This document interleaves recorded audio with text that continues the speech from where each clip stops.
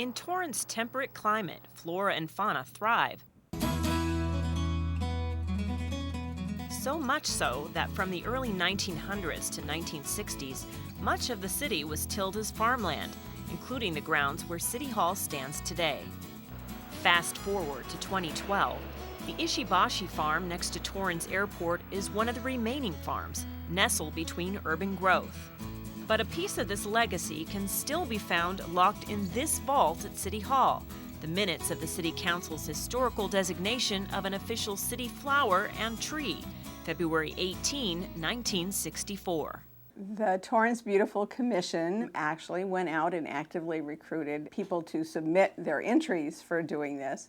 And the fact that the delphinium was grown here on the grounds was one of the main reasons I think that they chose it.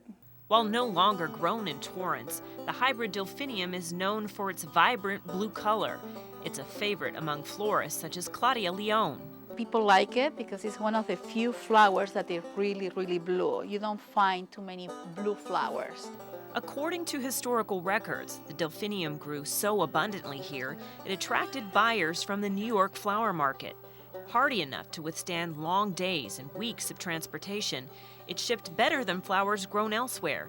This put Torrance on the flower market map. There were a lot of flowers grown in the South Bay area at the time, so that was an important, one of the important crops that were here. The flower is also known to have been a favorite among late former mayor Katie Geisert. The city tree, the cork oak, held favor with founding father Thomas Jefferson, who sent the first acorns to the United States in 1787. The cork oak is native to North Africa and Southern Europe, and according to Torrance records, a symbol of strength and stability. It wasn't until 1858 that interest in the majestic tree grew, and many acorns were imported from Spain and distributed in the southern states and here in California. However, despite its city tree status, up until October 2007, only about 10 cork oaks were known to be growing in Torrance. We were looking around for some project to do to make the community better looking and a better place to live, and this is what we came up with. It was then that the North Torrance Homeowners Association answered a call by new Mayor Frank Scotto to pay it forward and do something to make the city a better place. The group planted 18 cork oaks at this median on Crenshaw Boulevard near 182nd Street. Older, established cork oaks can be found growing on Torrance Boulevard on the corners of Cravens and Sartori, both planted around 1912. Others include this massive specimen at Hickory Park and this stately tree at the Southeast Library. While not a common sight around Torrance, you can spot the cork oak by its unique soft bark, harvested, as its name indicates, for its cork. It's very sustainable. In the Mediterranean region and mainly Portugal, it's their primary agricultural import.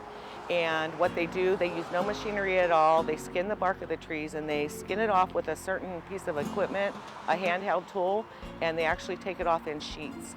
And they can do that about every dozen years for about 10 times in the tree's lifespan. And this is where the cork ends up, preserving your bottle of wine. Emerson says the drought-tolerant cork oak grows well here, reaching up to 60 feet. I think it'd make a beautiful tree for a front yard or a backyard where you have the space.